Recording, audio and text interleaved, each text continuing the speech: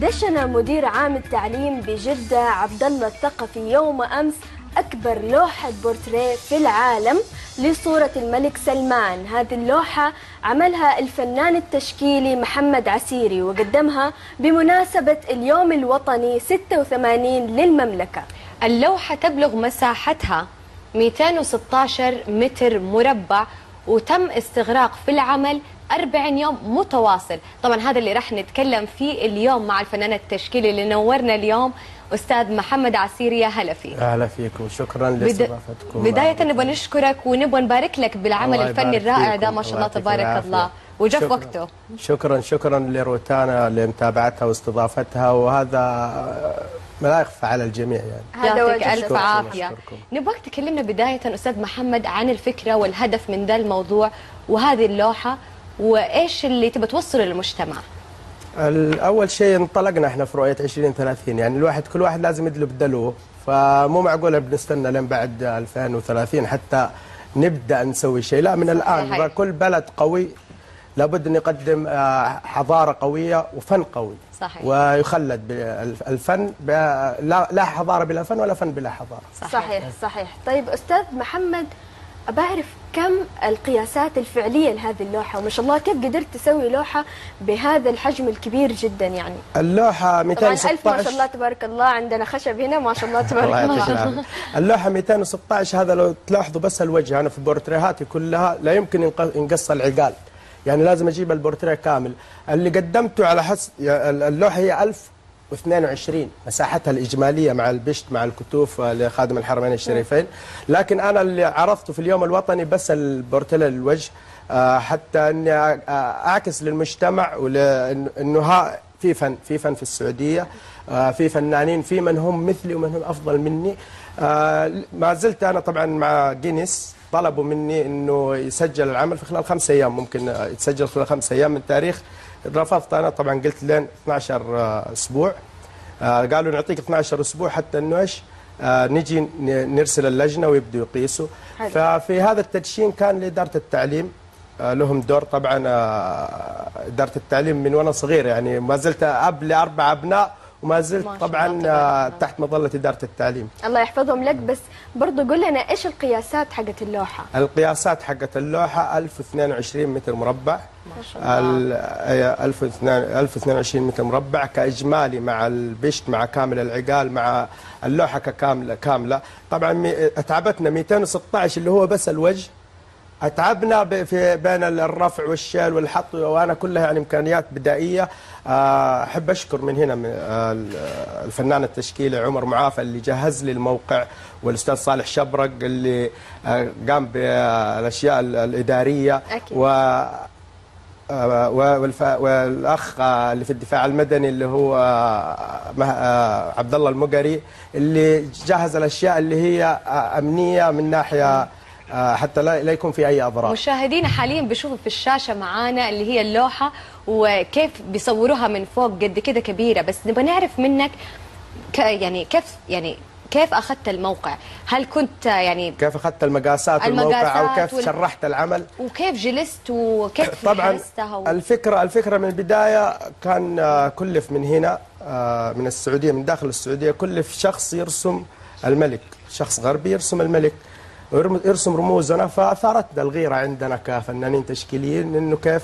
فاخذت انا رسمت طبعا لوحه، هو كان يرسمها بالكمبيوتر وكلف ب 12 لوحه، فرسمت انا اللوحه اخذت مني بالزيت 180 ساعه مصوره بالفيديو على اليوتيوب. ما شاء الله. الفنانين التشكيليين طبعا الكل كان يتكلم على نفس الموضوع. انا قلت ليش كيف حطلع انا البلاد الاخرى امثل وطني، وانا يكلف من هو خارج الوطن بانه يرسم رموزنا، ولابد ان تكون حضارتنا مرسومه بايادينا. يعني ما انا المصريين، الاخوه المصريين عرفنا حضارتهم الفراعنه عن طريق المصريين، الاشوريين، البابليين، كلهم ذول عرفنا عن طريق حضارتهم، عن طريقهم، عن طريق ابنائهم. انا اثارتني الغريزه هذه اللي هي الغيره على الوطن.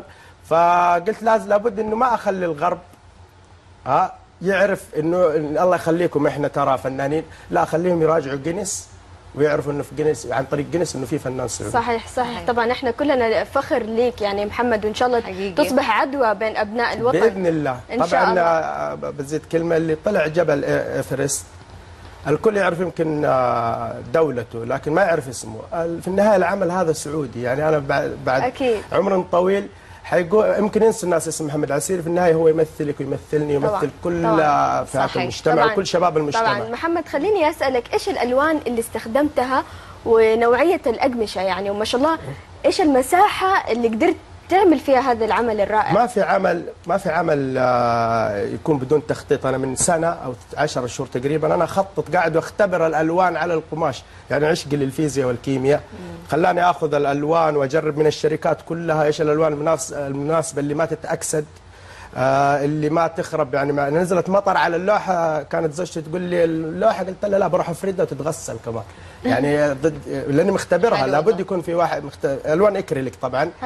القماش انا اخترت نوعيه، يعني جربت كذا نوعيه على مدى التشبع والالتصاق بالنسبه للوحه، وكنت ادخلها في الميكروويف واختبرها في الحراره وادخلها في الفريزر تحت 40 درجه. ما شاء الله يعني تخطيط ايه لابد اني ما ابدا في شيء زي كذا الا يكون مدروس. حتى بدات التشريح، بالنسبه للتشريح شرحتها اسلوب شرايح.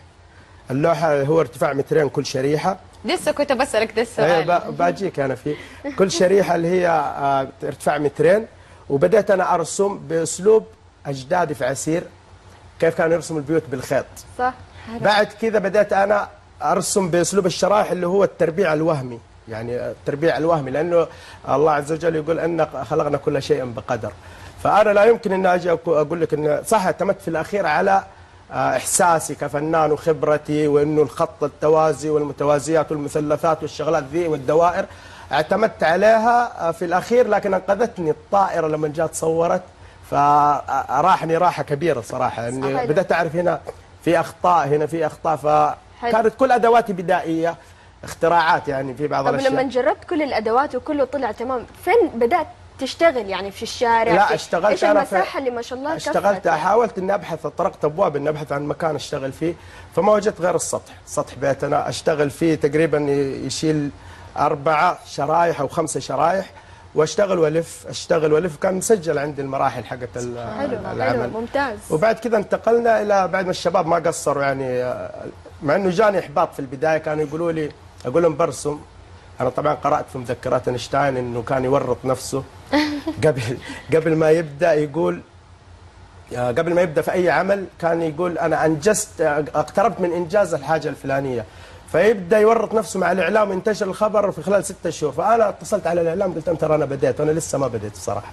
يعني دحين اقول لهم اعتذر منهم انا لسه يعني ما ورط بديت. نفسك من البدايه عشان ايوه على اساس انا اكون عندي هدف اوصل له. أيوة. فكنت انا ما انام، يعني كنت حاسب اني يوميا لازم اغلق حوالي 8 امتار الى 12 متر، فلقيت نفسي ان انا انام 2 3 ساعات واقوم زي المجنون، يعني مع الفجر اشتغل. بدا زوجتي وعيالي قلت لهم 40 يوم لا احد يكلمني، انا بكون منشغل لابعد حدود. حوار شيق استاذ محمد العسيري، بس خلونا مشاهدينا نطلع لفاصل قصير ونرجع لكم.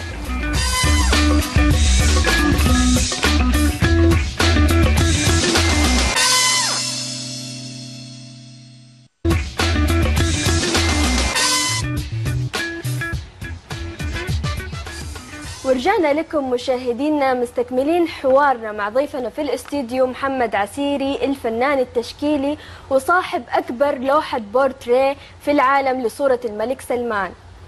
محمد أرحب فيك مرة ثانية. والحين خليني أسألك محمد عن موسوعة جينيس. دخلت اللوحة فيها بشكل نهائي؟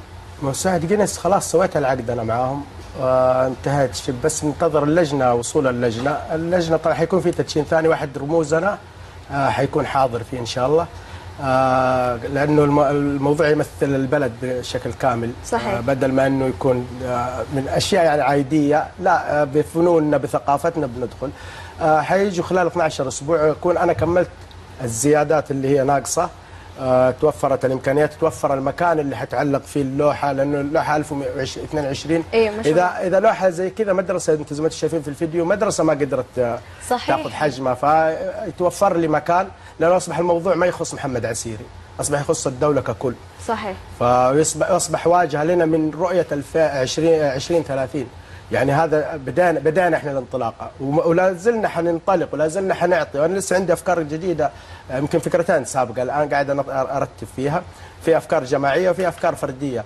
لكن الان نحتاج المكان، نحتاج التدشين، نحتاج الموقع اللي حيكون فيه، نحتاج الشغل حتى يكون اسرع. عندي 12 اسبوع لو كملت من اللوحه، يعني الاكتاف كملت حقيقة حتكون مو بس كبيرة، يعني ضخمة للغاية بالضبط. يعني ضخمة للغاية. يعني طبعا الكانفاس يتحمل 400 سنة، الألوان اللي مستخدمها أنا تتحمل لنا 400 سنة، 4 نجوم يعني يفهموا الفنانين التشكيليين.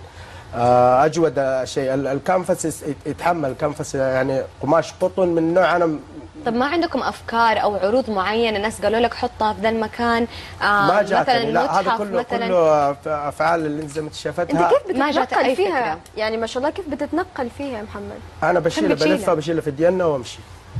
يعني ما شاء الله. يعني بتنقل، هي تعبتني صح. يعني تعرف انت مو بس رسام اصبح، يعني في عندي الشباب اللي ذكرتهم ما قصروا بصراحه من شيل وحط تركيب كشافات. اداره التعليم ما قصرت، يعني لما جيت قلت لهم ابغى كذا كذا، قالوا الحفل والتدشين البورتريه في اليوم الوطني كله علينا، يعني ما قصروا. جمعيه الثقافه والفنون بجده اعطتني ونيتاتها، اعطتني كادرها، ساعدوني في البدايه، يعني وفي البدايه ما زالوا يساعدوني، يعني ما قصروا. فهذول هذا الوضع كله بدا المجتمع يشعر بالمسؤوليه تجاه اللوحه. صحيح. يعني اللوحه ما هي محمد عسيري، اكررها، ما انسوا محمد عسيري، اللوحه اصبحت واجهه للسعوديه. احنا من تاريخ البشريه من العصر الحجري الى اليوم اول لوحه ترسم على كنفس بهذا الحجم، اول لوحه ترسم بالوان اكريليك، اول لوحه ترسم كبورتريه، اكبر بورتريه، وباضافه الى اقليميا وعربيا واسلاميا اكبر لوحه للملك سلمان. اذا كان ما تهم جينيس هذه الاشياء احنا تهمنا اكثر، بالعكس انا رسمتها عشان ان تمثل الملك سلمان، رمز من رموزي. اكيد. وبعد كتبت في مقاله قبل كذا ما حال اعمالنا بعد 300 عام، وهي كانت السبب اني انا ابدا اوثق حضارتنا. يعني من المشاريع القادمه اني اطلع 15 يوم الى 30 يوم على الحد الجنوبي اوثق الحضاره كمؤرخ. بصمه. الفنان التشكيل مو بس انا، الشباب المفروض كلهم يكونوا الشابات الفنانات، عندنا فنانين نوثق حضارتنا بعد 300 سنه. يعني كان ما حال اعمالنا بعد 300 عام. يعني الملحميات تبع الفنان تبع نابليون موثقه. صح. طب انا ابغى اوثق الوجه الحسن في بلدي، ابغى اوثق صح. ابغى اكون مؤرخ ولغتي يفهمها الجميع. صح. صحيح. بغض النظر عن الحروف يحتاج لها ترجمه. صحيح. طيب محمد خليني اسالك، ايش الهدف او الرساله اللي انت حاب توصله من خلال هذه اللوحه، يعني خصوصا للطلاب لانك انت عرضتها على مدرسه؟ اصريت كمان. طب انا ايش اصريت الهدف اعرض اللي اول انت شيء في مدرسه واشرح ل10 مدارس يوميا. أي. كيف؟ لان انا صرت اهتم بالجيل الجديد. يعني ابغى مو محمد عسيري، ابغى افضل من محمد عسيري، يعني ابنائي وبناتي ابغاهم يكونوا افضل، مستعد يعني اتفانى في ذا الشيء عشانهم. بالاضافه للشباب الان المعاصر اللي يعني طبعا ما ننسى الخبرات السابقه من رموزنا في الفن التشكيلي اللي وجهونا واللي دربونا واللي كانوا صراحه الحضن الرحب في الفنون ما قصروا. لكن انا اركز على الشباب اللي الان بحيث انهم ينتجوا يحذوا حذوي او ممكن يتفوقوا علي. يعني لو كان في نشاط وبدأوا يشتغلوا حنوثق احنا حضاره قد كم من فنون. يعني شوف الدوله الامويه في الاندلس بقت حضارتها في قرطبه، بريطانيا الدوله التي لا تغرب عنها الشمس بسبب فنون، ايطاليا افرغت الفنان التشكيلي والان اثرون بفنونهم. الهند لم تستطيع بريطانيا ان تسيطر على الهند لانهم ما انهوا الفنانين ولا المثقفين. حاشيه نابليون كانت المثقفين بصمتهم ما زالت موجوده. صحيح. بصمتهم ما زالت موجوده للان ولبكره. صح. طيب استاذ ابغى اسالك مثلا دحين انت خلاص سويت هذا العمل وشفت نجاح، فاكيد عندك حماس يعني انك تسوي اعمال قادمه ورؤيه قادمه. انه انا تقريبا كل سنه قاعد اسوي شغل. يعني بدايتها الفهد روح القياده، الملك فهد اللي اخذت فيها الاول على المملكه بالجرايد بقطع. اصل شغلي كولاج، انا يعني شغلي اساسا كولاج والبورتريهات، وكتبت مقال قبل كذا بينهما برزخ لا يبغيان. يعني هذا اوثق فيه حضارتي وهذا انعكاس لذاتي، يعني انعكاس ذاتي لحظه. بعد 300 سنه حيعيش نفس عيشتي، حتى لو كنت فنان تجريدي حيعيش لحظتي. لكن انا ابغى يعيش الفنان المتلقي مستقبلا يعيش تاريخ حضارتي اليوم. صحيح. فهذه هي رؤيتك يعني ان شاء الله في الفتره القادمه، وعندك افكار ان لسه بتطرحها موجوده قاعد انفذ فيها الافكار رح بس ما تكون فنيه. اي لا تكشفها بس يعني في في افكار اكيد يعني ورا بعض. يعني بالاكليل كان 4 دقائق بالإكليل، رسمتها الأمير مشعل، صاحب اسمه الملك الأمير مشعل. بعدها اللي هي اللوحة اللي أخذت مني 180 ساعة للملك سلمان حفظه الله، كان العام. والآن هذه اللوحة أكبر بورتريه، ولسه احنا شغالين يعني ما في تسريب للمواضيع. ما حتسرب لنا الموضوع يعني خلاص. متى ما تبلور تأكدوا إنه روتانا خليجية أول من يكون عنده الخبر يعني، بس أدرس الفكرة، لأنه لو ما نفذتها بطلع عرفتي؟ بطلع يعني أي كلام، لأن لازم يكون أجعل أفعالي تسبق أقوالي. صحيح صحيح صحيح. طيب محمد، لأي مدى تنادي بدعم الفنون والفنانين؟ والله هذه أمنية، يعني هذه أمنية. يمكن اللي أنا قاعد بعد هذا كل ما حد سألني قاعد أقول له أنا أتمنى بس نلقى الدعم كفنانين تشكيلين. لابد توثق حضارتي. طيب أنا كيف أسوي؟ الآن أنا كل اللي سويته كمجهود فردي بالنسبة للوحة، ما قصروا جمعية الثقافة، إدارة التعليم جمعية الثقافة والفنون، والدعم اللوجستي من الجميع. لكن الألوان أنا اشتريتها، الكانفاس أنا اشتريته، قمت بخياطته، ما عندي إمكانيات إلا اللي أنا أقدر أسويها. ما يعني حد ساعدك في الرسم؟ في إيش؟ في ماديا؟ الرسم. لا في الرسم. في الرسم لا، ما حد ساعدني نهائي ما حد ساعدني ولا أقبل. أصلا فنان عيب إنك تمسك لوحته. صحيح. إيه يعني هذا من أكبر ما حيكون في يعني احنا عندنا الفنان زي لو نرجع زي فان جوخ، من البداية أنت تبدأ تسوي الخشبة حقتك وتسمر وتبدأ لين توقع. صحيح. ترسم لين توقع، هذا انت ملكك. ولا ما يتسمى فن صراحه، احس لو احد دخل فيه. صحيح. لو ما يتسمى فن لو احد دخل معك غلط انا ما اعتبر صحيح. صحيح. طبعا محمد، انا قلت لك قبل كذا وهقول لك مره ثانيه، احنا جدا فخورين فيك. والله بالعكس. لا حقيقي يعني حقيقي مثال يحتذى به صراحه. انا من بعدكم كلكم ان شاء الله اني اكون عند حسن الظن باذن الله. اكيد ان شاء الله، وان شاء الله كل ابناء الوطن يعني كمان ينعدوا منك ويسووا لنا اشياء تبهرنا وانا اكثر. تحت امرهم، اللي يبغوه مني يعني مختصرات بعطيهم هي. لا وان شاء الله باذن الله كمان يكون اللوحه دي تلاقي المكان المناسب والموقع المناسب. انا اتمنى انه ما يكون التعب راحه منثوره وساعه فرحه الان. ان شاء الله ربي ما يضيع لك تعب وتفضل تبهرنا باعمال احلى واكثر ان شاء الله. محمد عسيري الفنان التشكيلي، شكرا لحضورك معنا اليوم في سيدتي، شرفتنا ونورتنا. شكرا لاستضافتكم روتانا خليجيه، وانتم كفء لمثل هذه التغطيات. الله يعطيكم العافيه. شكرا. مشاهدينا، فقرات سيدتي باقي مستمره، ولكن بعد هذا الفاصل القصير ابقوا معنا.